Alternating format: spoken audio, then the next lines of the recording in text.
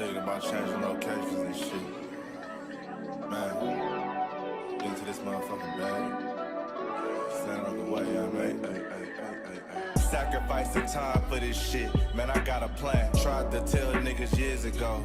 They ain't understand. Riding by myself and it's cool. I'm all in my head. Everything in life you can't replace. I build relationships. Pretty little smile make a nigga wanna lock it in. We met the same time I lost a friend. We should try again. You been on my mind. You should hop in. I ain't gonna hurt you, baby girl. You know we locked in. Used to be on FaceTime calls on the regular. Never made time, landed on my busy schedule. Now every time I hit the bay, you know I think of you. Working on your.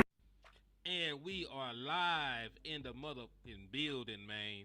What's good with y'all good people out there across Cowboys Nation?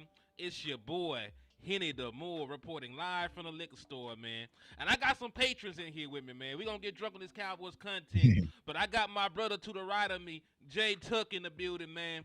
And right below, we got TP, Terrence Parsons, in the building, man. How y'all boys doing, man?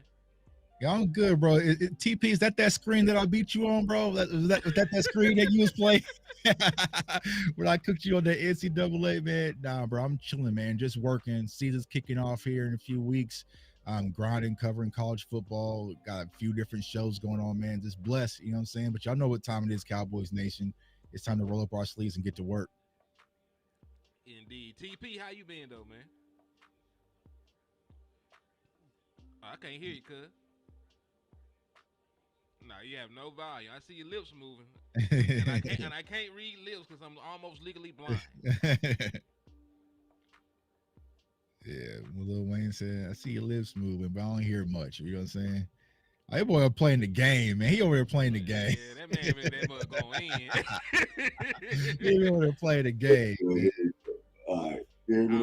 I hear you now, bro. All right, yeah, I had to change my. Oh, I'll share my screen. I'm dead. How did I get there? At least you wasn't sharing nothing crazy. Now you just shared some video games. Now you ain't sharing nothing off the wall.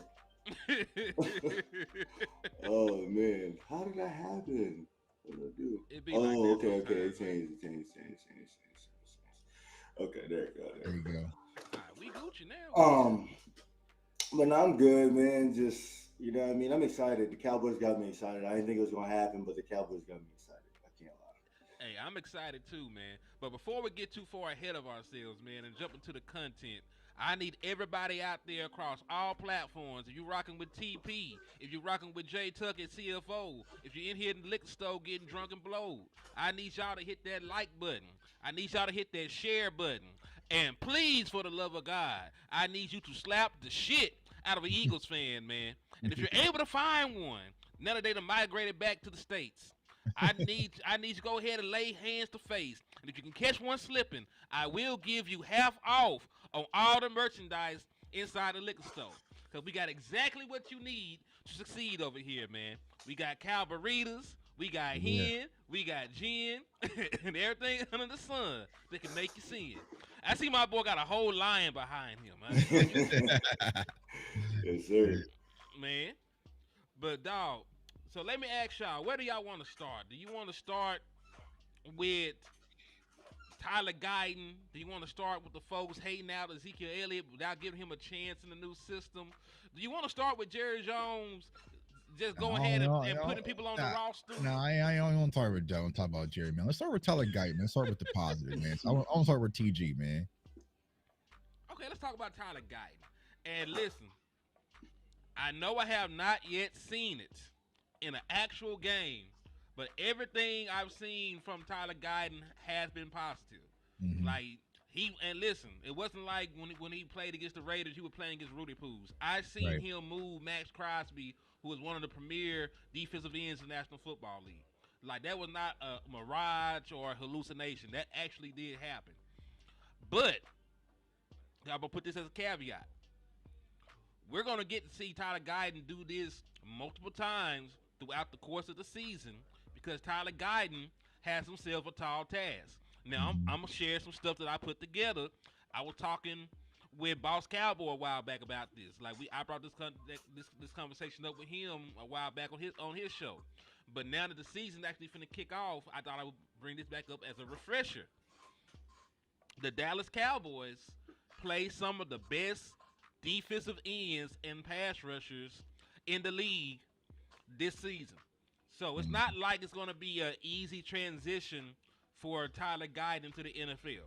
Week 1, he's getting the reigning defensive player of the year, Myles Garrett. We all know that. That's been one of the bigger talking points around Cowboys Nation. Week 1, what's he's going to do? He going to barbecue or mildew, right? But it's not just really about Myles Garrett, because if you look at the list of names on this, on this list, it's a who's of people. You got Myles Garrett. You got T.J. Watt, who led the league in sacks last year. I know Myles Garrett was the defensive player of the year. He was the guy that got the most sacks. Mm-hmm. Trey Hendrickson, 17-sack guy with the Cincinnati Bengals. Danielle Hunter, who is now playing for the Houston Texans, so he's coming to Dallas.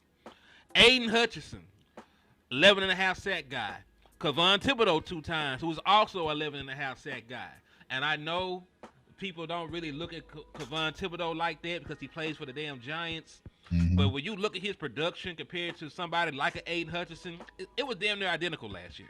And they also got Brian Burns too over there too. And then they got Brian Burns. Now Brian Burns did not make the list because he was a 8-sack guy last year, but we know what he is. Right. Like we know Brian Burns is a premier pass rusher in this league, so that's 2 great guys. So whoever they put on his side will be a challenge. Mm-hmm. Nick Bosa and Leonard Floyd for the San Francisco 49ers. Mm-hmm. And then we got Bryce Huff, who was a 10-sack guy last year with the New York Jets. Mm-hmm. And now he plays for the Philadelphia Eagles, of course. So to put this into context, I'm throwing all these names out. The Cowboys will be playing a double-digit edge rusher from the 2023 season, 10 of their 17 games in 2024. So that's a little bit over half of the games. Mm-hmm. They're going to play 3 of the top 5 pass rushers from last year and 5 of the top 10. Mm-hmm. So knowing this and knowing what the Dallas Cowboys have up ahead of them, knowing what Tyler Guyton has to face, how confident and comfortable are you two knowing the task he has at hand? I'm going to pull the screen down so we can all see our faces because we already got the information off. I'll start with you, Tuck, then TP, you can take it. What's your comfort level? Yeah, I would say I'm comfortable that we'll scheme properly around it, right? So I think that Mike McCarthy and his offense and Brian Schottenheimer are smart to understand they should have that same exact list to you. Usually you might just send them a PDF, but they should be a fully aware. But, going back to the draft when I scouted Tyler Guyton, I said he was a phenomenal talent, extremely athletic, play on the right side, play a little tight end, kind of H-back at TCU before he transferred to OU. So, he had the size, he had the athleticism. My biggest concern for Tyler Guyton was tossing him over to left tackle, a position that he never played, and we didn't have an insurance policy behind it, right? Because as we moved on from Tyron Smith at the time, so I was saying all draft season, if we draft him, which we did, he has to work out. Like he has to work out because he can't go to no Chuma Udoga. So, thus far, I like what I've seen from Tyler Guyton.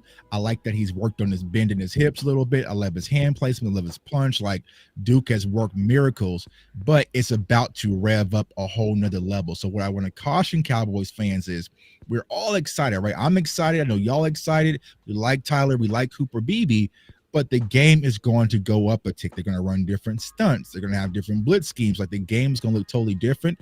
Now, I feel like there's going to be some bumps in the road with Tyler Guyton, but I'm not too concerned that this is going to be like an Evan Neal situation or anything like that. I think he's going to get his lumps, right? Just welcome to the league rookie moments. But overall, throughout the course of the season, if fully healthy, I feel like Tyler Guyton is going to be a cornerstone left tackle for the Cowboys moving forward. So I would say on a scale of 10, I would say probably 8.5. You know what I'm saying? Like he's going to get got, you know what I'm saying? He's going to get got a few times, right? But it just is what it is. But we'll talk about another piece of this offense that's definitely going to help out with that. But overall, I'm loving what I've seen from Tyler Guyton.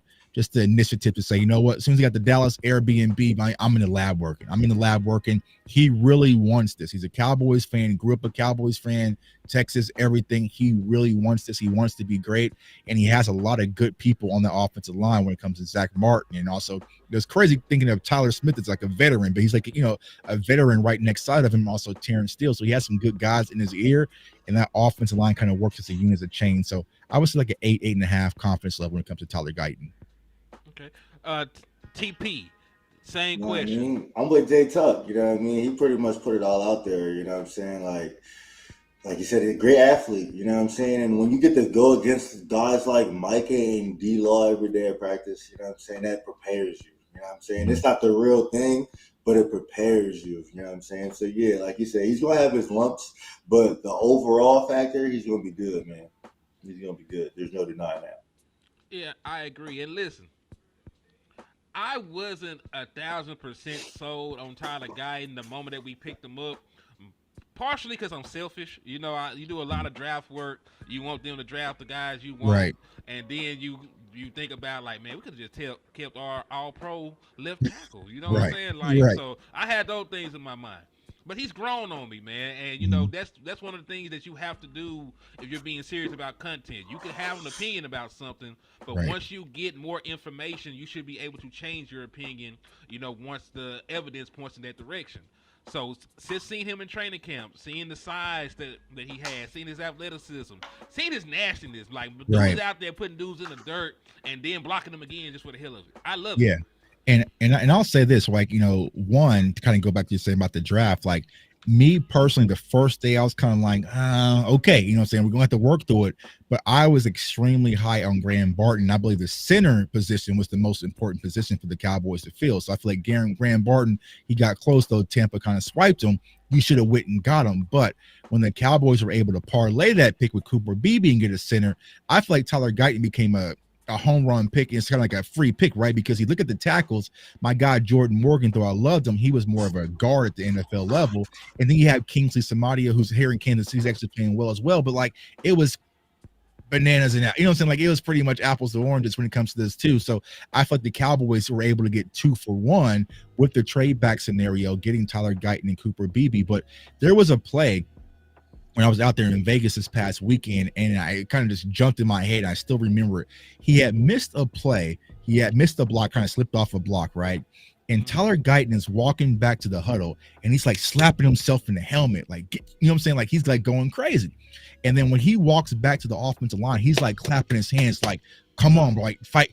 And then that next play, it was dirt. You know what I'm saying? Like, he put that boy in the dirt. So I was like, he looks kind of soft and nice and kind of quiet, but on the field he is a damn dog, and he has this mentality about him that he wants to be great. And a lot of offensive linemen are like that. They kind of like quiet, don't say much, but on the field they get nasty. And Tyler Guyton has this nasty streak that I'm just seeing constantly from Oxnard to preseason, and hopefully that continues throughout the season.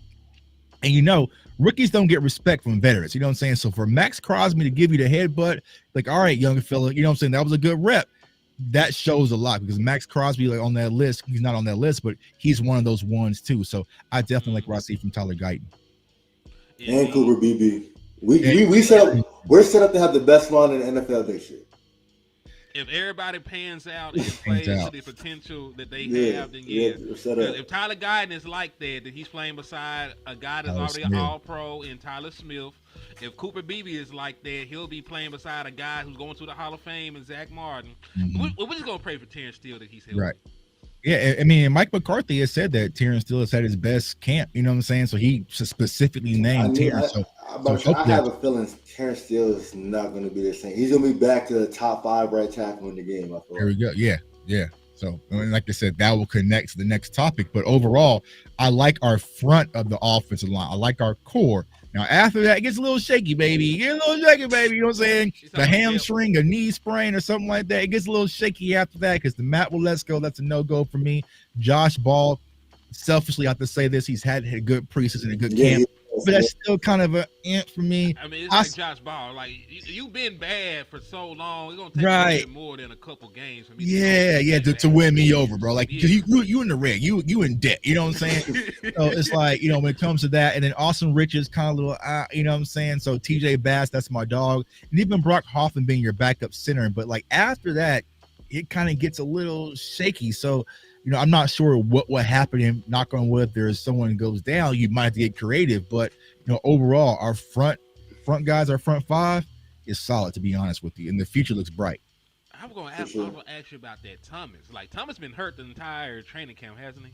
Yeah, Thomas has been nicked up, and also my guy out of Kansas, Earl Bostic, has been nicked up. I think they put him on IR. Put him on IR to make him over somebody. Yeah. So it's just I was somebody that complained that they picked too many offensive linemen in the damn draft, but I liked him. They could have went one with running back though, but yeah, you know what I'm saying. Like, no, they could have spent one pick on a, you know what I'm saying. But that's the Cowboys' bread and butter. So it's like, all right, when it comes to drafting offensive linemen, you got to kind of trust the Cowboys, and I feel like what their focus has been this all off season, and we're kind of seeing it now. It's a little bit delayed, is getting stronger in the trenches, right? And I feel like, you know, I like Tyler Biadasz, is a good dude. You know what I'm saying? I know a couple of friends that we kind of communicate with, but he's not Cooper Beebe. You know what I'm saying? They're trying to get back to 24. Yeah, it's a different type of mentality. As soon as Cooper Beebe plays center, like, yo, bro, take this ball so I can go hit somebody real quick. You know what I'm saying? Like, here, take it, bro. You know what I'm saying? Like, so that is the attitude, the mentality, and the toughness I feel like Mike McCarthy's wanting to do with Tyler Guyton, Tyler Smith, Cooper Beebe, Zach Martin, and Terrence Steele. It's a nastier, grittier offensive line. Hold on. We're trying to get back to 2014. That was the best line. Like right. People talk about 2016. I think it was 2014. Yeah. It might have been the best iteration of that line. 2014. Hands down. DeMarco Murray, 2 stacks. You don't get much better than that. Right. Hold on. And Tariq, like we were actually talking about trenches right now. I'm not finna slander the boy Trey Lance, because listen, one, he had a good preseason game. He missed some throws. He was still inaccurate. It still wasn't even good. It was decent. That's the thing. Like, I'm trying to be nice here, man. Like, let me be cordial. And I get it, right? Because everybody who kind of wants to be anti-Dak is trying to protect Trey Lance. But what do you got to say now, Tuck? Here is the thing when it comes to Trey Lance. Like I was saying, I was actually at the game. Did he play better than he did the first game? Yes. No. He did not. He played the exact same game. The Cowboys called a better game for Trey Lance and didn't have him out there throwing damn near 45 times, right? He did 41 times the first. That's what I'm saying. Yeah, so the accuracy issues were still there. The ball placements were still there. He kind of got sped up going through his reads, but 21, 23 reps, play action, roll out the pocket, RPOs, that fits Trey a lot better than what they try to do versus the Rams. So the issues are still there, but overall, if you're going to go out there with Trey, you can't be like, all right, we're going to let you throw 45 times and air it out. That is just not his game. So I felt like the Cowboys called a much better game. Now, he did get more comfortable in that type of game, right? You don't have to do a lot of reads, right? So I would say it wasn't like he jumped from, because I gave him like a C the first game, like a B minus C. It wasn't like he jumped from a C to an A plus. He might have jumped from like a C to like a B. Like, you know what I'm saying? Like it was nothing crazy. Yeah. I felt like what happened that first game, the Cowboys wanted to put on a show because they wanted to create some hype and some controversy and say, go out there, kid, and you know what I'm saying, put the world on display. And he went out there and fumbled and said, all right, bro, like, let's just call it a regular ass game. Hey, you know what I'm saying? Can I throw in my thoughts on the first game real quick? Because I actually think the first game was more of an audition to see if he actually could make the throws in Mike McCarthy's system. Yeah, right. Because the throw that people criticize him about missing, Dak Prescott threw like 3 or 4 touchdowns on that last year. Right. Because right. That's a staple a staple in Mike McCarthy's red zone offense. So I believe the first game they were trying to see where Trey Lance was as a passer in the West Coast system Mike McCarthy is running. They did not like the answer that they got. Right. Like, you know what? I see what you can do, Trey, and we're gonna help you be a better quarterback by doing what you can do. So I agree with you, man. Yeah. They didn't really do the RPO. They didn't really lean into his legs the first game, and they did that this game. Right. And he looked like a better quarterback doing it. Right. They got a brand new car. They put the pedal to the floor, and they damn near blew out the engine. They said, "All right, bro, we can't go that hard." You know what I'm saying? Like, hold on, wait a minute. yeah. All right, bro. Never mind. So yeah. But salute to Man. Trey, though. You know what I'm saying? Like, I personally am a Trey Lance fan, to be honest with you. I love that we got him when I thought we got him for the right reasons. I believe he should be our backup quarterback. But then Stephen Jones had a lot to say about that and talked about how attractive his contract was. And that was a thing that's like, all right, now I see where we're going with this. So, And hey, let me ask you a real question. Is there anything tangible that Trey Lance could do in training camp and preseason to usurp the position of quarterback 2 from a Cooper Rush who actually has, more game experience, has won games for the Dallas Cowboys? Would there be any fair, logical decision with that? Like, you play good in preseason, so we're gonna take the job from the veteran. Is there anything tangible there in your opinion that you could justify that? I'll let you go, T-Par. But for me, I would say it's too late because it would be unfair to Cooper Rush. Where it's like, bro, y'all didn't give me no preseason reps and y'all didn't get me no opportunity to compete for my job. And all of a sudden, I'm just holding the clipboard. So that's why this preseason kind of been awkward. Where it's like, no, it should have been Cooper Rush versus Trey Lance. You let Cooper Rush get all of his reps, and then you let Trey Lance maybe get the back half of his reps, and then you rotate it and see who really wins the job. But what it felt like, it's like, bro, you got Cooper Rush over there with his chains on the sideline, like he a vet, like he's good. And then when Mike McCarthy got snippy in the press conference, was like, y'all know how many reps Cooper Rush has had in college and in his lifetime. He's good. I'm just like, damn. all right. Well, excuse me. You know what I'm saying? But then you have Jerry Jones come out and say, well, Trey Lance is on this roster. So it's like, but if you trade a 4th round pick, you get Trey Lance and he is holding the clipboard and active again for a whole nother season, y'all. I am coming unglued. So I'm at the point where you got to do something. You know what I'm saying? I'm like what Denzel said, I'm leaving here with something. Bro, you better be a wildcat quarterback. You better do something, because to trade a 4th round pick for Trey and have him inactive for 2 seasons behind Cooper Rush is by one of the most idiotic things I think a franchise could do, to be honest with you. Man, I agree. Go ahead, TP. What's your thoughts on that quarterback 2 controversy? Like, is it even fair to take the quarterback 2 job from Cooper Rush the way that they played it out? I think Trey Lance is playing in this preseason to up his stock. If you want to be honest with me, I think they're trying to trade him because it just doesn't make sense. You know what I'm saying? Because he already showed he's not better than Cooper, and Cooper is actually going to go out and actually can win us games. You know what I'm saying? It won't be the prettiest games. You don't think he's better than Cooper? Not as far as running the offense, and you know what I mean. Now, if you want to throw in the athleticism of being able to create, yeah, he's gonna be better than Cooper. But as far as, you know what I mean, as far as what we want to do with the football and pass the ball, and you know what I mean, you got to be accurate with the football. Cooper Rush is the hands down better quarterback.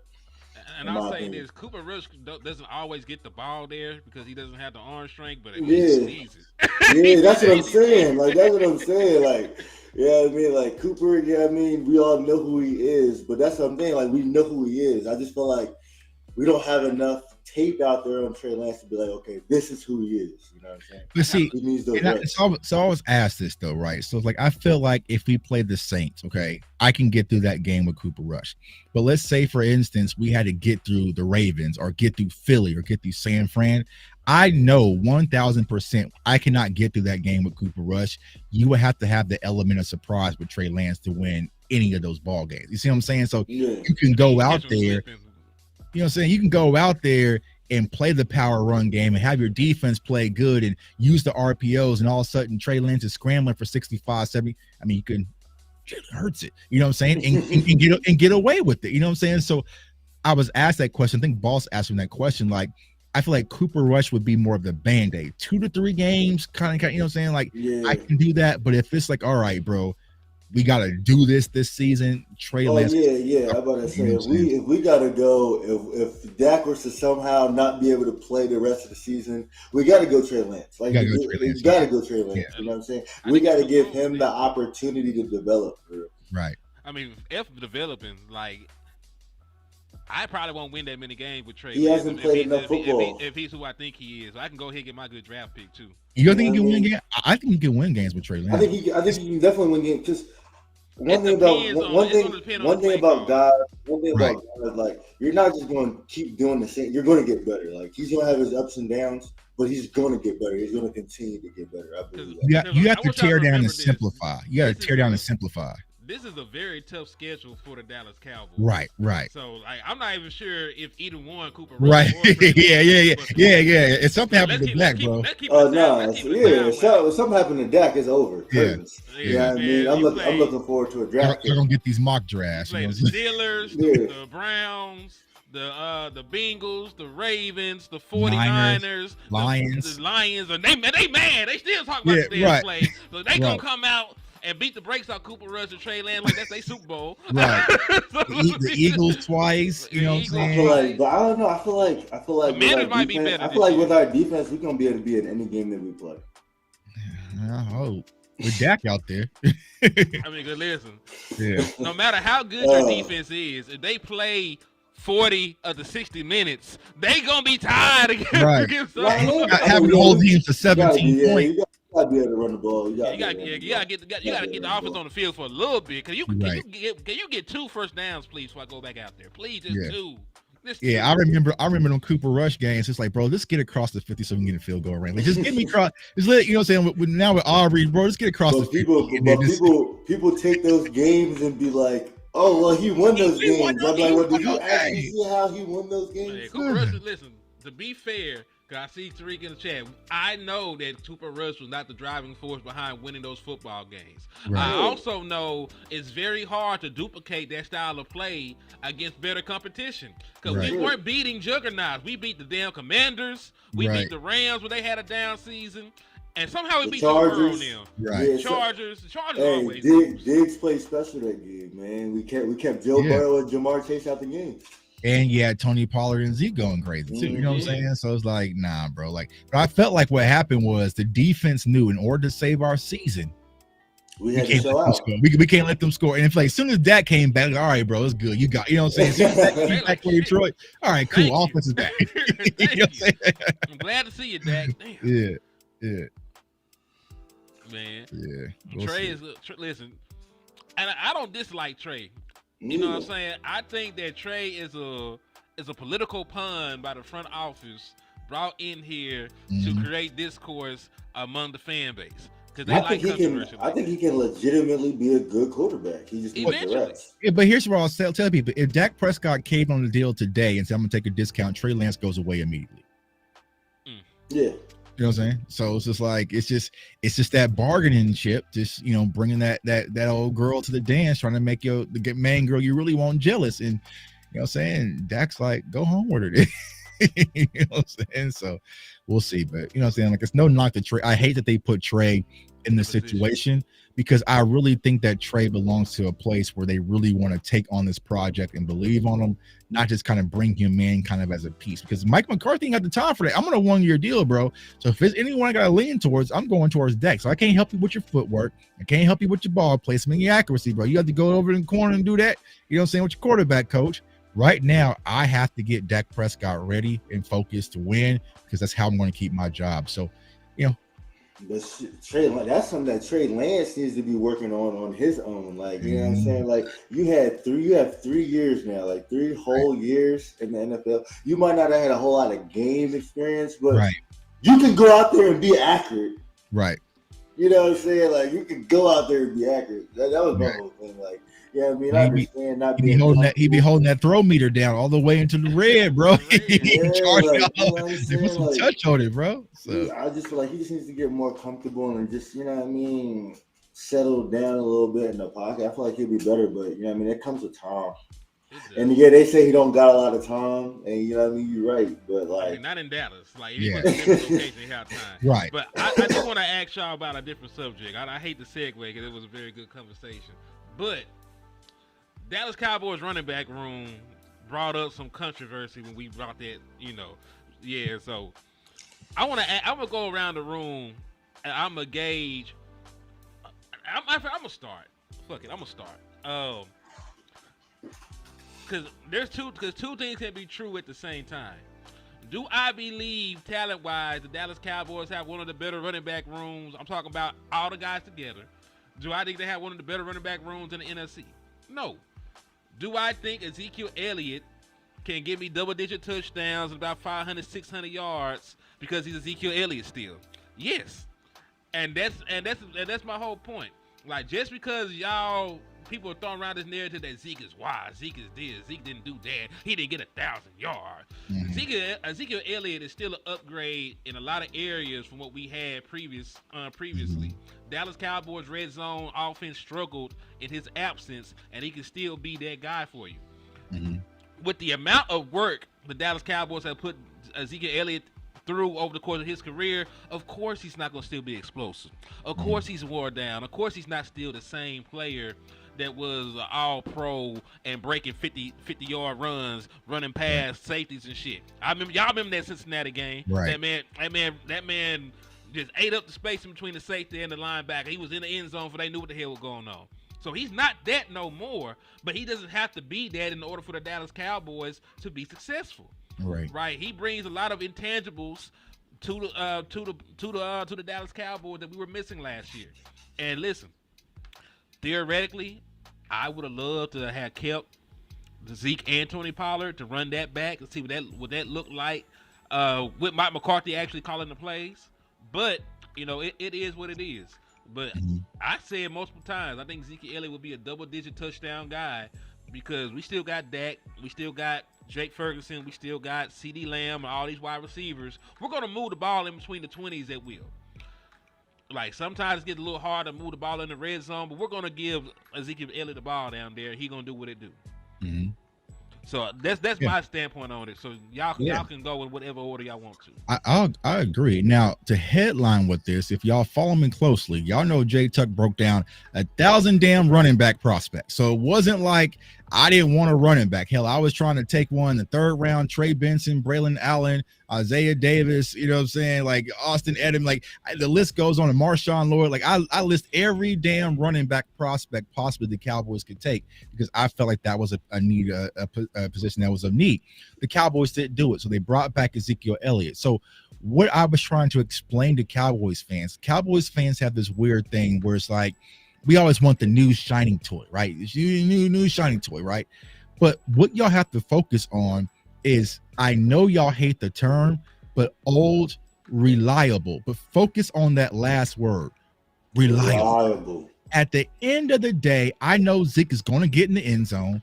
I know he's going to get those short yards. I know he's going to be able to pick up and pass pro. I know he's going to be able to catch out the backfield. I know he's going to bring leadership to the locker room. I know Dak Prescott's going to trust him. I know what I'm getting out of Ezekiel. I know he's going to stay durable and healthy. Like, I know what I'm getting out of Ezekiel Elliott. So just like Henny said, at the end of the day, I can close my eyes, and if Zeke is trash, horrible watch, like everyone's saying on Twitter, he can get you 700 yards and 7 touchdowns.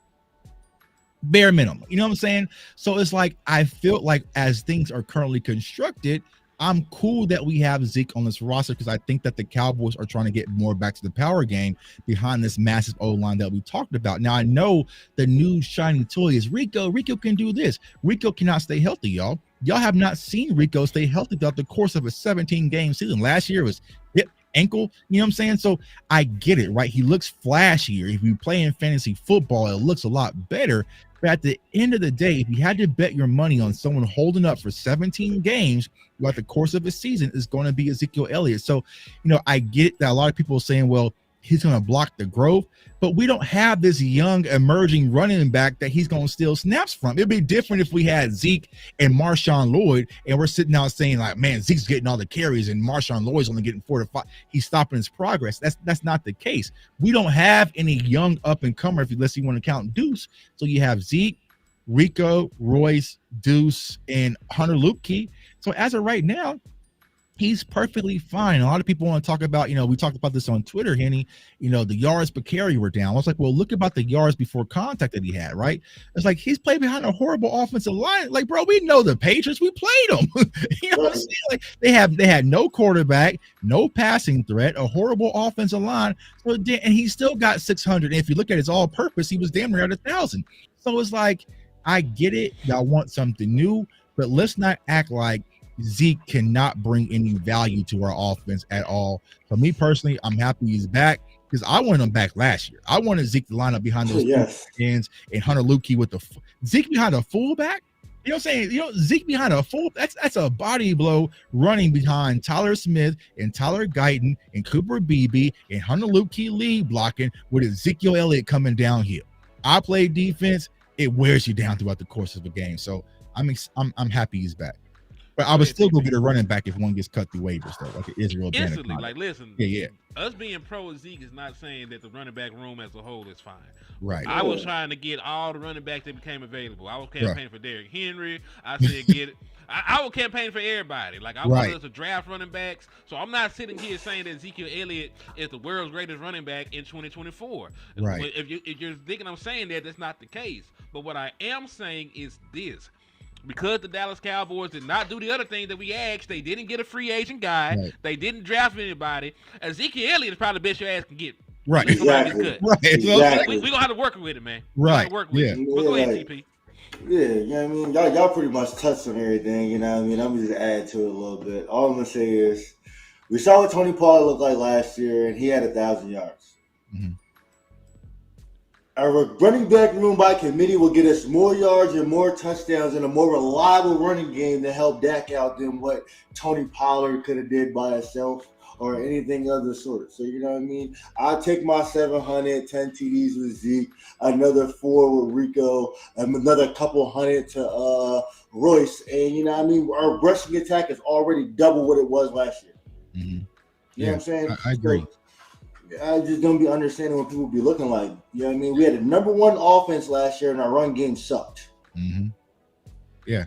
And my guy Rico just said it. Like, remember May Bucks when they had playoff Leonard Fournette. You know what I'm saying? So let's not act because like these players are. And here's the thing: like a lot of people on Twitter was like, we should go with Royce Freeman over Zeke and cut Zeke and increase Royce Freeman. Bro, Royce Freeman hasn't cracked 600 yards damn near in his career, and he's only 1 year younger than Zeke. So, you know what I'm saying? But of course, the Cowboys saw a few little juke moves and he pushed the pile in preseason, and everybody said, oh, that's what we need. Y'all know what Zeke would have did in the preseason game? You know what I'm saying? Like, you know what Zeke would have did. Like, he would look like old Zeke in the preseason. So if Zeke would have went crazy in the preseason game, what would all Cowboys fans been saying? It was just preseason, though. You know what I'm saying? It's just preseason. But it's like, all right, I get it, right? I get it that you want the new, but there's still value in old reliable. I know y'all hated Jason Witten return, but on third down, I need to move the chains. I know he's going to sit in that spot zone right there underneath. He's going to secure the catch, fall over, move the chains. You know what I'm saying? I had to worry about that. Like, it's good to have certain positions and players on the field, on this roster that you ain't got to worry about because you can focus on other things. Exactly. Because remember, Dallas, we're going to say it one more time. We're going to say it slowly.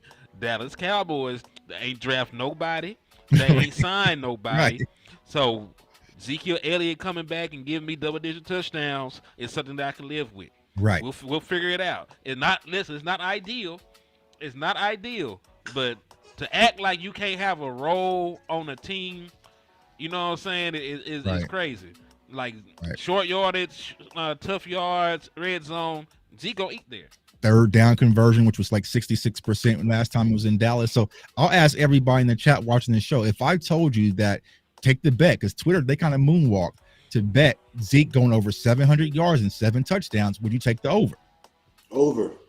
Exactly. And people were like, oh, that's way too low for someone y'all saying is you wrong. Go look around the league right now. Tell me how many 1,000-yard running backs there were. Right. So you telling me that if Zeke gets 750 and 7 touchdowns, it wasn't worth having him back?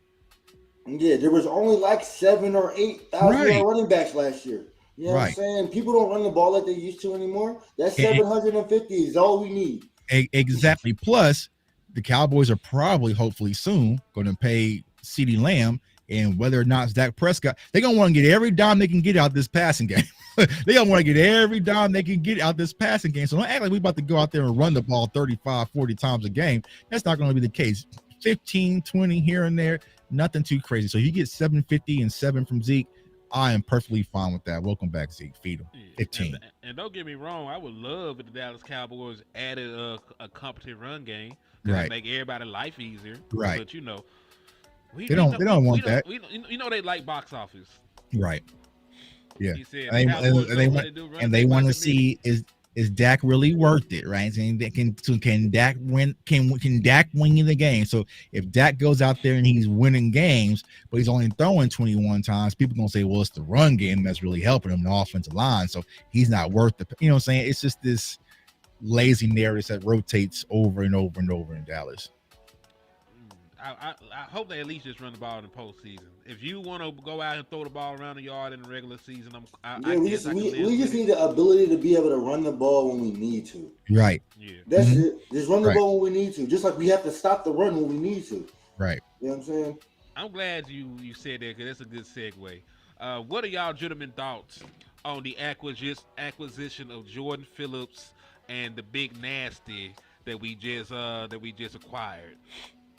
About damn time. Great rotational depth pieces, you know what I'm saying? Like that's what Zim wants, you know what I mean? He wants to be able to take some big guys off and sit some big guys out there. You know what I'm saying? And we need that. That's going to help in the run game. And you know what I'm saying? Like Jordan Phillips said, you know what I mean? My job is to make sure my linebackers stay clean. And we ain't had no D tackle to say that yet. You know what I'm saying? So if he can do that and you know what I mean, our linebackers can stay clean and run around free to make plays, our defense is going to be real dangerous. Yeah, I agree. And I think, you know, when I kind of thought about the first time, because Jordan Phillips had an interview and he was like, oh, you know, I talked to Zim and they want me to be a pass rusher and bring that back. And so I was like, are they looking ahead more as like a 3-tech versus the nose? Because we need noses. And Zim even said that in his interview, like we need noses, plural. So I started to question it, but then we got Joseph. Okay, there is your nose, because I feel like the Cowboys have been very front heavy currently how this roster is. So if something happens, if Osa has to go out, it gets dark, you know what I'm saying? So it's like I feel like they're getting more wood to toss into the fire, and that way having, you know, Joseph out there and you know, Huggins and Jordan Phillips and some of those guys, like you can just keep it going in a rotation, like T-Par just said, because you don't want to burn out in 17 games. And I feel like last year it was Hankins. As soon as Hankins came out, it was just like, all right, you know what I'm saying? Here we go, right? So I feel like for the most part, it's good to see. And it's also good to see that Zim's voice is being heard. You know what I'm saying? He went on that podium and said, I need some noses, and they actually went shopping. You know, Dan Quinn said I need some linebackers, and Bobby Wagner said, bro, you got Bobby Wagner at home. You good. You know what I'm saying? So at least they listen to Zim. But I feel like he's starting to get the ingredients that he needs to get cooked up. Now it's really going to come down to scheme and how this defense really puts it together when the starters come out. Indeed. And listen, I've been very critical of the Dallas Cowboys front office. I have, because they always do stuff I don't ever agree with. Mm-hmm. But when they do things that I do, I have to be fair and give them positive feedback. I've been complaining about not having no defensive tackles for a couple of years at this point. Right. So when they went out there and they got Linval Joseph and they got Jordan Phillips and they just didn't resonate more. Because listen, what is the MO of the Dallas Cowboys usually? Mozzie Smith got it. Yeah, he got it. Yeah. Straight off shoulder surgery. You got it. You know, right. we want you to play more while you're less healthy than you was last season. You got it. 7th-round pick out of Auburn. You got it. Right. Like, nah. Dallas Cowboys actually saw a need and they addressed it. So I really was astonished. Like, damn, this the Dallas Cowboys? You sure? Like this Jerry Jones and them doing this shit? Right. So well, I'm happy. And that's the power of the community. Everybody lifting their voices up, because we was all saying, like, bro, like, go get some defensive tackles. Go, like, it was all over Twitter, it's all over our shows. Like, go get some defensive tackles. So it lets you know we are seeing the holes in the wall. You know what I'm saying? We are seeing the holes, and the Cowboys are like, all right, bro, we do got a hole. Because, like I said, once Zim stepped at that podium, was like, oh yeah, you know, Mozzie's playing well, but I'd like to add some more noses. Hello, I need some help. You know what I'm saying? Because this ain't gonna cut it. Then they started making moves. So it's like, all right, cool. And at least the Cowboys are being proactive versus reactive finally, because I would hate to be like, damn, Derrick Henry just rushed for 180 down us. Now we're trying to bring in Joseph, and now we're trying to bring in, you know what I'm saying, bring in some help and some reinforcements. That's kind of their way, right? Like you said, Henny, toss out, Mozzie and let him get ran all over and be like, all right, now we need help. Like, no, go get him the help and, you know what I'm saying, in the roster right now. So that way he has some depth. And then if it breaks during the season, they can always add some additional pieces, but don't be so reactive and waiting for things to cost us throughout the course of the season before you want to make a move. I agree with that. And listen, you know how I made a gauntlet Like, I'm glad they went ahead and did what they did, because the Dallas Cowboys low-key got a gauntlet at running back, too. Mm-hmm. Because you think about Derrick Henry. I know Nick Chubb might not play week 1, so we got lucky on that one. Then Alvin Kamara, the boy, Bijan Robinson for the Falcons, right? They got the Houston Texans got Mixon. The Eagles got Saquon Barkley. We played twice. CMC. Damn, I forgot about that. Christian McCaffrey, Jamari Gibbs. Yeah, we faced some running games, but you know what I'm saying. I just feel, for some reason, I just feel like we're going to be able to stop the run a lot better. Call me crazy, but I'm not blind. I see the way our linebackers are playing downfield, and that's exactly how we need to play the run. That's exactly what wasn't happening last year. So, yeah, I mean, I just think that it's going to be a lot better this year. That I feel like, you know what I mean, it might take a couple of weeks, you know what I mean? Like, Baltimore might give us some trouble. Saquon might give us some trouble. But I feel like all in all, everything else, I feel like I'm not really too worried about. But the good thing about that, we'll see. We'll know early. You know what I'm saying? Because that's the very first thing these teams are going to test. Let's see if they really fix this defensive line to be able to stop the run. So they're going to come out there and attempt to kind of go out there and bang against us, and we'll see. So, I guess I think that week 1 matchup versus Cleveland is going to be more of a test than a lot of Cowboys fans probably want to hear. But no, it's going to be a test. I think it's going to be more of a defensive game than anything. I feel like. I feel like the defenses are going to go crazy in that one. Low scoring game, 3-point spread. Yeah, let me see that. Let's see here. Opinion on trading Osa and Diamond Wilson, maybe a 4th or 5th to the pick to. I mean, Jonathan Allen. They're not getting rid of no Jonathan Allen. Yeah. Man. I mean, Dan Quinn over there colluding with Philly. He ain't gonna do that with us. You know what I'm saying? He didn't trade it with them in the draft. Let to get Cooper DeJean, and now he just giving them Jahan Dotson. We gonna pick up and call. He ain't gonna answer the phone, man. Dan Quinn. I said Dan Quinn over there colluding with Philly. I mean, it would be nice. I mean, if that's the trade offer, I would damn sure do it and be good with it. But Dan Quinn ain't gonna do that. So yeah.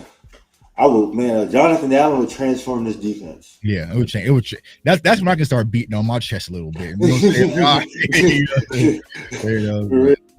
I was talking to Shaka Tony, and he was telling me, like, bro, like playing next to Jonathan Allen, like not being able to get 10 sacks is just inhumane over there. You know what I mean? Like they're just that good over there. Deron Payne, like they're just that good over there. Right. Exceptional player. You know, I wish, we could find a way to, sweet talk Dan Quinn, call and say, "What's up, big head?" See if we can get that defensive tackle off you, man. But that'd be too much like, right? Nah, he ain't gonna do that. He ain't gonna do that. I still think this year's team's gonna be better than last year's team. I don't really worry. I just feel like we can't expect too much. I just want to see what happens when it happens.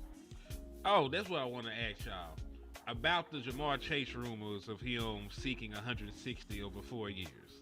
Now, listen, it's a rumor now. It could be tangible in 2-3 days. You know how other teams don't actually wait as long as the Dallas Cowboys to appease their star players. And it's the Cincinnati Bengals. Before Joe Burrow and Jamar Chase got there, they were the little brother in the AFC North. Nobody gave a damn about the Bengals. It was the Steelers and the Ravens. And then, it was everybody else. It was the Browns. Right. Nobody gave a damn about the Browns. And, the Bengals were competent. They were going to make the playoffs. Nobody looked at them like that. But Jamar Chase is probably somebody at the wide receiver position that could ask for $40 million and possibly get it. Just given the nature of what he's done for their franchise in such a short time. So even if he doesn't get 40, but let's say he beats out the 35 that's already there. Let's say he gets $36 million, $37 million to reset the market. What kind of impact do you think that has on the Dallas Cowboys' current contract negotiations with a CD Lamb? A lot. A lot. Exactly. Me personally, I mean, if CD's not trying to get the highest pay, I don't think Jamar Chase jumping Justin Jefferson means that much. But I don't think Jamar Chase should be jumping anybody like Justin Jefferson. I mean, if you fell right under, I'd be cool with it. But jumping them's crazy. I think Justin should be the bona fide number one. Or, you know what I mean, you're gonna act crazy with the market. You know what I mean? You don't want to act crazy with the market. You don't want to be paying receivers $40 million a year. That's not something that you want to do. You're going to be paying your quarterback 60 and your receiver 40. You know what I mean? No NFL team wants to do that. I mean, they don't. But at the same time, like, we all know the process that this goes through. Mhm. Like, we know that the NFL players are in a union. The union wants the market to go up so they players can get more. And you also know the agents want the market to go up so they can say, "Hey, man, I signed the guy to the most lucrative deal in the world." Like, I mean, in one ever. off season, we go from 30 to 40 in one off season.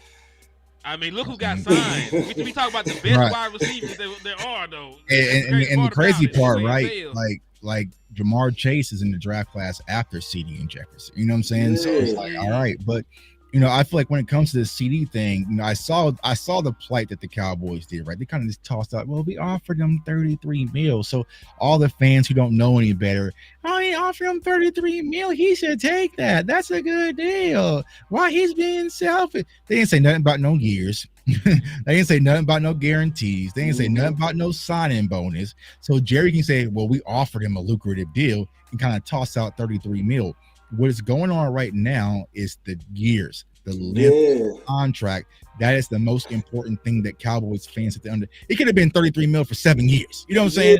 Like, we don't know that. So these players are smart enough to know the cap is look how much they charging y'all for NFL or charging us for NFL Red Zone and all these streaming services. That money is coming into the NFL, and that cap is going to continue to increase. So these players don't want to lock themselves into these Scottie Pippen deals where they stuck for 7 years at 33 million, and all of a sudden you see someone's wide receiver 3 making 40. You know what I'm saying? So that is the deal and complexity with this deal to find out what is the year. So I think that 4 is probably what CeeDee Lamb is pushing for, and that's the whole, because you got to remember, CeeDee Lamb's agent is also AJ Brown's agent, who just got back into the market and got paid again. So you're knowing that the value of what the wide receiver market is going for, and also the team. Like, you slap 88 on CD's back, bro. That's an extra premium. That's extra than Jordan Jefferson. This is 88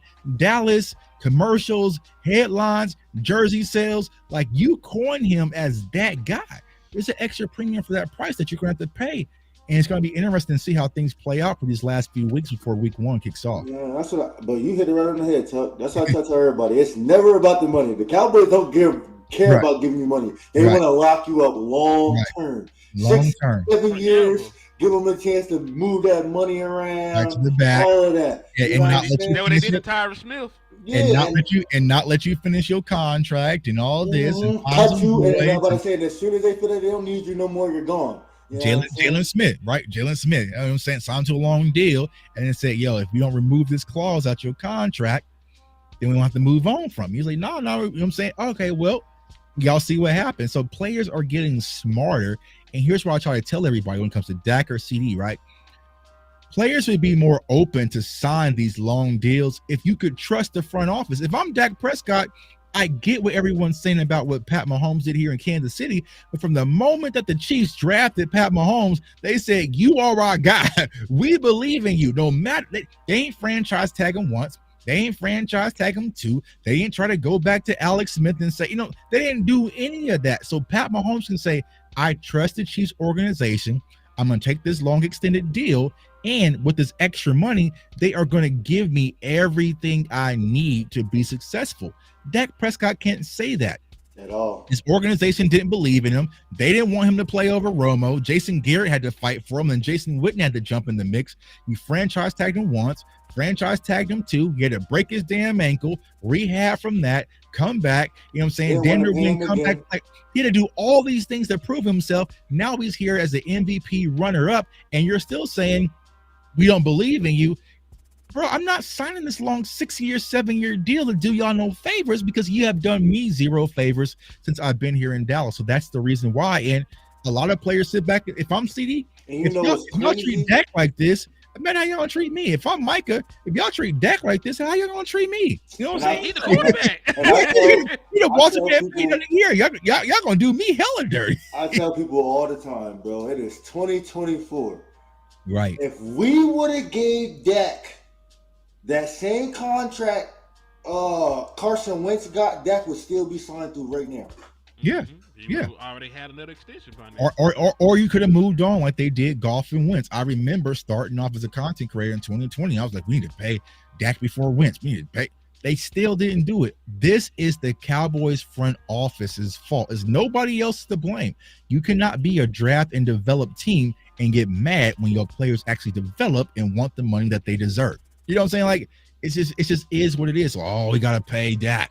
Oh, we gotta pay CD. Oh, we gotta pay Mike. Yeah, what did you think? It's a good problem to have. You know what I'm saying? Well, what did you think was gonna happen when you drafted a wide receiver at 17 and slapped 88 on his back and said he's gonna be the next one? Y'all thought he's gonna be cheap? Y'all thought he's gonna be a bargain deal? Like, you knew better. What did you think is gonna happen when you put Micah Parsons at edge rusher and became one of the leading sack rushers in the NFL? And granted, Trayvon, the only reason why we ain't hear nothing about Trayvon Diggs because Trayvon Diggs took the deal and he signed for 5. Right. Now I remember saying, the good thing you brought that up. I spoke about this last year about the Diggs deal need to be done before AJ Terrell. Look at what happened if they would have waited. You know what I'm saying? Look what happened if they would have waited. So they got that deal done early and beat AJ Terrell to the market. Now he'll be sitting here looking dumb. You know what I'm saying? But we are gonna look dumb when they the Ron Bland contract. Yeah. Like, I said it. The Ron Bland ain't gonna be here, bro. I don't think so either. I want to throw it out there because listen, the cheapest franchise in the league is not gonna have two $20 million a year cornerbacks. Both of them earned it. Both of them all pros. Both of them interception leaders. Like, they earned that money, so it's not like out of left field.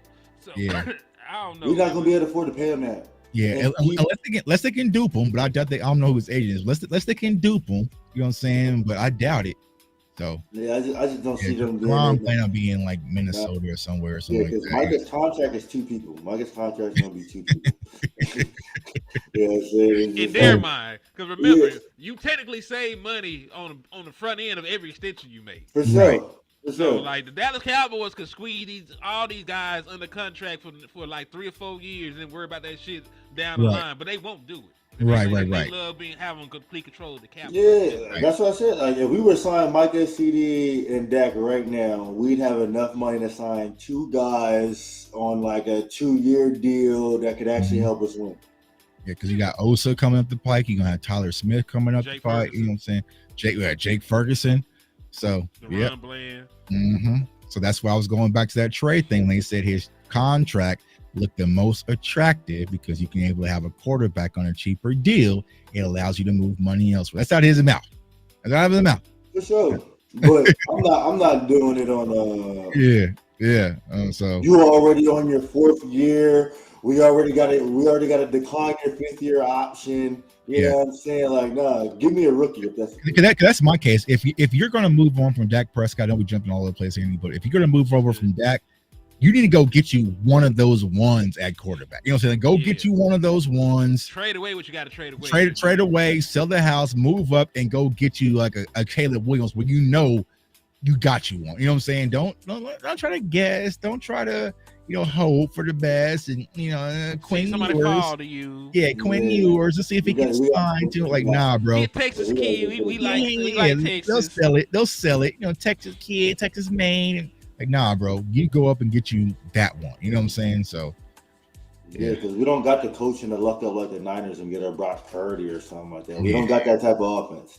do you not remember when Jerry Jones was head over heels for Max Duggan, and he's already on a different NFL team? Max Duggan, Connor Cook, Paxton Lynch, Johnny Manziel. Bro. You ain't drafted a first-round quarterback in all those years, and you just won Will McClay. All right, bro, go make a miracle. Yeah, make a miracle. I mean, I ain't gonna lie. The only quarterback that I would want out of this year's draft is Shedeur, and that's because he's gonna be able to put on whether he got an offensive line, no receivers, anything like that. Yeah, This so spoiler alert: this year's quarterback class is not last year's quarterback class. No, at all, not even close. Nowhere near it. Yeah. You kind of missed it, bro. So, Look, I'm like, it's either Shador or nothing. I mean, because you can probably get like a Jalen Milroe, maybe he'll slide, or Project. maybe like a Cam Ward or something like that. But Project. Yeah, It's- project. All the guys. yeah, project. You know what I'm saying? KJ Jefferson project. Right, Yours, right. I don't think he got the physical intangibles. Yeah, so you Yeah, said I said Clint, with Clint Ewers, if we can't win a national championship on that Texas team, it's Bro, over he with. had like 3 NFL wide receivers. That's what I'm saying. Like, right. That's what I'm saying. Y'all Like, saw how Stetson Bennett just looked. You know what I'm saying? National champion, bro. You know what I'm saying? Everyone's talking about how bad Trey Lance looked. I'm like, bro, look across the other team. I mean, threw like 72 outside of those interceptions, he did look good. Oh, Outside, Stetson Bennett? yeah, he was Nah, making some he was throws. on He was play. making some throws where I was like, okay, yeah, he looked like he's back at Stetson Georgia. Bennett looked like He he didn't just give a made damn bad when he threw Yeah. it. decisions. I'm Yeah, gonna that's tell what I'm saying. you why he looked good to He you. looked like Brett Favre out there. He was just slinging Exactly. that jump. Brett Favre threw the He was most just picks slinging. ever. Right. And guess what? That's why he looked good to you. Because he was decisive throwing the football, and when he made good reads, it was there. But he also Yeah. threw the ball in the triple coverage. a couple Yeah, times. yeah, you know what I mean? That's what I'm You saying. get Like, labeled a outside- gunslinger. You You get get labeled a labeled gun. When you That's when outside. you got the right shade of melanin, you are a gunslinger. Yeah, gunslinger. Gunslinger. Other times you were reckless with the football.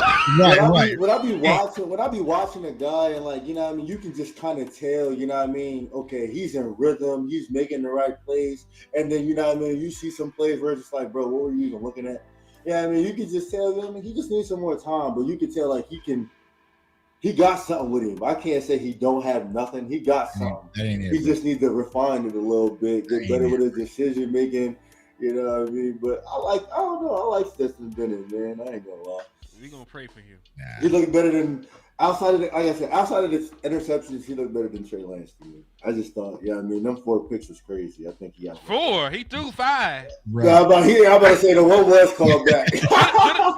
No, the 6th one was called back. Oh no, was it? Oh yeah, it was bad. I ain't gonna lie. Yeah, like that man was out there tweaking. He was slinging it. That man would play NCAA. Yeah, it's Preston Square. Preston Square, bro. So, Man, Yeah, he was just like, man, that was crazy. I ain't gonna lie. that was wild. Do you got It anything? was to looking add? real good at first, though. That was the crazy part. Do you got anything that you want to add about what you want to see in this final preseason game before we wrap up? Honestly, I seen what I had to see in the preseason. I'm ready for week 1. I want to see it against the ones. You know, I want to see what the play calling look like with the ones. You know what I mean? How we moving Micah around, how we moving different guys around, how we using them, and that's going to tell. You know what I mean? How the rest of the weeks is going to go. Me personally, I would like to see it, but I'm not gonna get. I like to see some of our starters get some reps. Like, you know what I'm saying? Maybe a series, you know what I'm saying, here and there, but we probably not gonna get that. So me personally, I would say Tyler Guyton, go put your chains on, eat some sunflower seeds. Cooper Beebe, put your chains on, go eat some sunflower seeds. Marshawn Nealon, put your chains on, bro, get some sunflower seeds. Wanye Thomas and Marquise Bell, y'all good, bro. Go over there, put your chains on, eat some sunflower seeds. Like, some of those guys, I don't need to see them no more. This seems to You be can laugh at a little bit. yeah, like some of those guys that really needs to try to make the roster. This is the game for you. You know what I'm saying? The Eric Scott games, like those types of games. You know what I'm saying? Like for those people, but you know, ultimately, I think that Mozzie will probably play. You know what I'm saying? Since he was out with the allergies last game, the allergic reaction. So I want to focus on Mozzie. You know, Trey Lance plays. You know, does he continue to grow? But also our wide receivers and Ryan Flournoy. I just did a film session on him, so check that out. But you got Ryan Flournoy, Jalen Brooks. You know, some of those guys who's going to really step up and grab the reins. And then the number one position that I'm watching this Saturday is the tight end group, because what we're doing right now is what people accuse the Cowboys doing with Zeke. That Luke Schoonmaker is just given the job because he's the 2nd round pick, and you have John Stevens, you have Brevin Spann-Ford, who I feel like's had a better season or off season, a camp, and also a preseason thus far. So, like for me personally, I want to see, all right, bro, Schoon has to show me something. Can you show me something on the field? Can you secure these catches? Can you stay healthy? Because if not, there is no way you can convince me from a on the field standpoint He should make the team. more upside potential than John Stevens. Yeah, like me personally, I just don't see how he can make the team. Like, true. He's gonna make it. I know he gonna make it. He gonna make it, but me He should personally, play. Right. I just don't think. I don't know. I just don't think he just should. the premium. If he was a 6th round draft pick, he probably would not be on the roster. Yeah, that's what I'm saying. Like just because he's a 2nd round pick, so that's what I need to see from Scoom. So I'm definitely focusing on the tight end room. I'll also say this: they usually give their top picks like 2 or 3 years, so they just pull the plug on that experiment. Right. And the sad thing about it is, though, man, like. You could have got a different pass catcher if you went the route of getting Luke Schoonmaker. Tank Dell was on the board. Man, Tank Dell would have been worth a 2nd round pick. There's a bunch of guys you could have brought in. Sam Laporta was available. Sam Laporta was available. Sam Laporta was available. Like, man, imagine, man. No, was he? Yeah, Sam Laporta went in the 3rd. No, Sam went in the 2nd. I don't say Sam went in the 3rd. Nah, Sam Laporta would not, because I would have broke something. Tank Dell went in the 3rd. Tank Dell was on the Sam Laporta went in the 2nd round. Let me see. I think. I'm pretty sure Detroit picked him in the 2nd round. So I think that because you had 34. Yeah, he was picked at 34. Yeah. He went early. I'm about to say, bro, I would have broke something if we would passed Sam Laporta. Okay, they got off easy that time. Yeah, because Michael Mayer and Kincaid went 1st round, and then you had Sam Laporta go. But still, you know what I'm saying? At the end of the day, it was just like Mike McCarthy wanted to tight end the 1st draft because he wanted my guy Trey McBride that went to Arizona, and he got to circle back. I'm getting me a tight end regardless. So, you know. For Scoon, bro, I don't know. I didn't see it in college. I didn't see it when we drafted. I mean, we all kind of scratched our head. You got to show me something because there's no way you can convince me that he gives us more upside potential besides possibly blocking than John Stevens. So, you know, I'm definitely going to watch out for that, man. But just stay healthy. Stay healthy this preseason game and let's get on to week 1. All right, so let me go find Schoonmaker where the hell he got drafted there because I'm curious now. I'm finna find out who the hell we could have got. All right. Oh, I remember who I wanted. I wanted Osiris Torrance. Yeah, Osiris Torrance, right. All right, so that's who I had wanted. He went right after. Mm-hmm. So let me just list some of these guys that got drafted. I'm looking for wide receivers. Tank Dell. So that was one. Kendre Miller, the running back out of TCU. Mm-hmm. Jalen Hyatt. I would have took Jalen Hyatt. He would have worked out as a 3rd round pick. 1st round pick, a little too rich. He would have worked out. Cedric Tillman been pretty decent compared to what the hell we got for Schoonmaker. Josh Downs.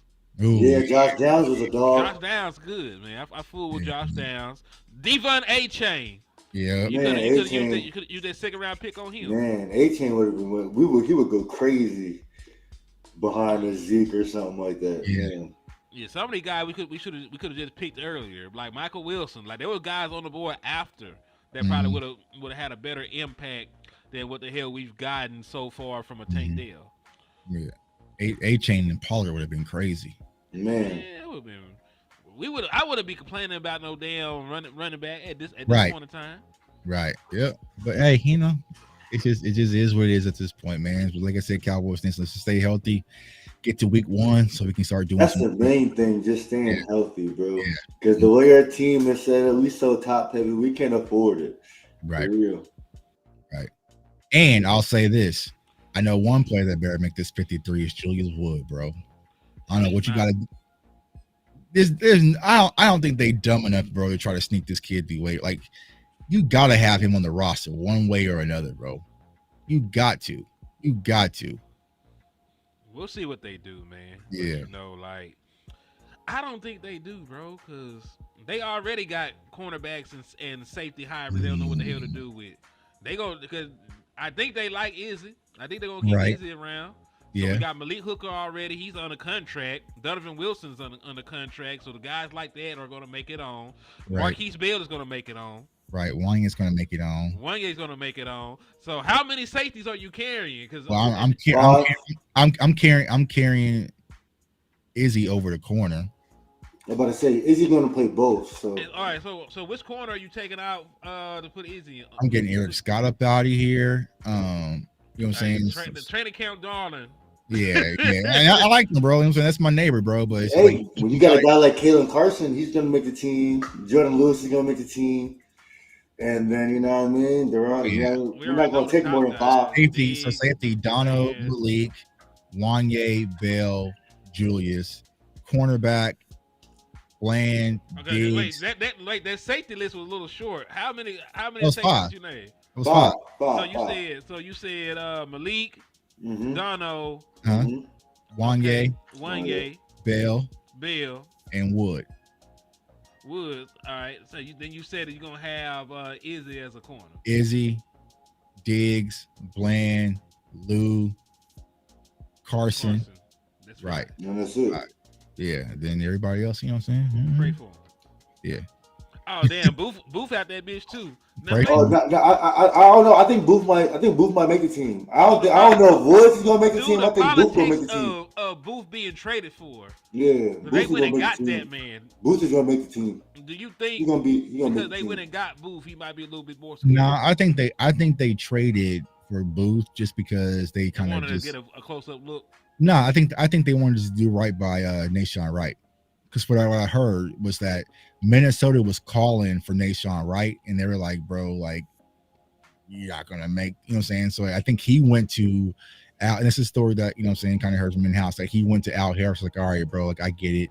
You know what I'm saying? After that Ram scrimmage, like, okay, if they're open to trade me. So they want to do right by Nashawn, and I guess Booth was the switch. You know what I'm saying? So Gotcha. I don't know.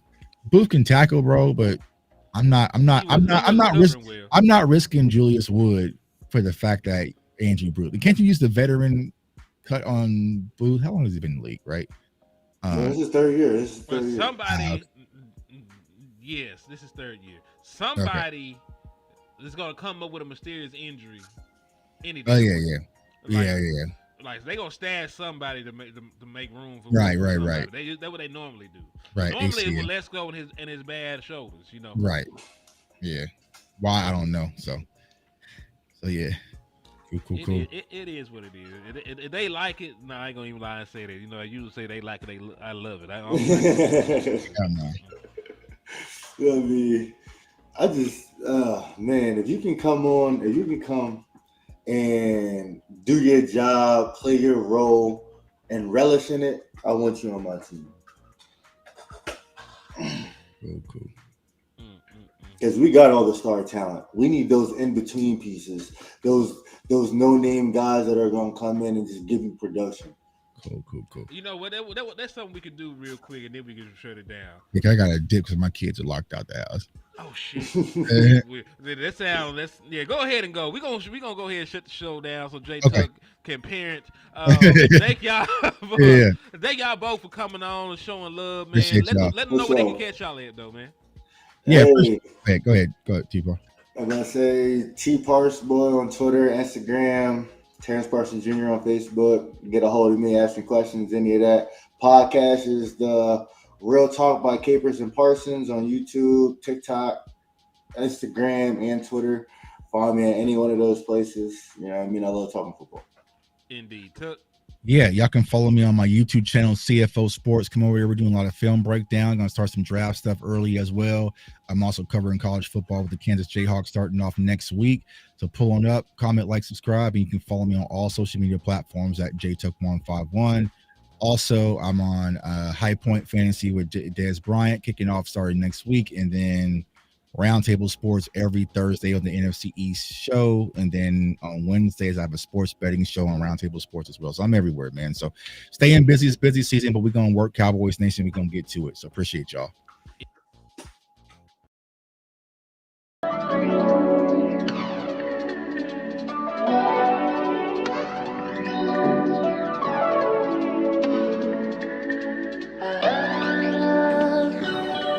Thinking about changing locations and shit. Man, into this motherfucking bag. Stand on the way I made. Sacrificing time for this shit. Man, I got a plan. Tried to tell niggas years ago. They ain't understand. Riding by myself and it's cool. I'm all in my head. Everything in life you can't replace. I build relationships. Pretty little smile make a nigga wanna lock it in. We met the same time I lost a friend. We should try again. You've been on my mind. You should hop in. I ain't gonna hurt you, baby girl. You know we locked in. Used to be on FaceTime calls on the regular.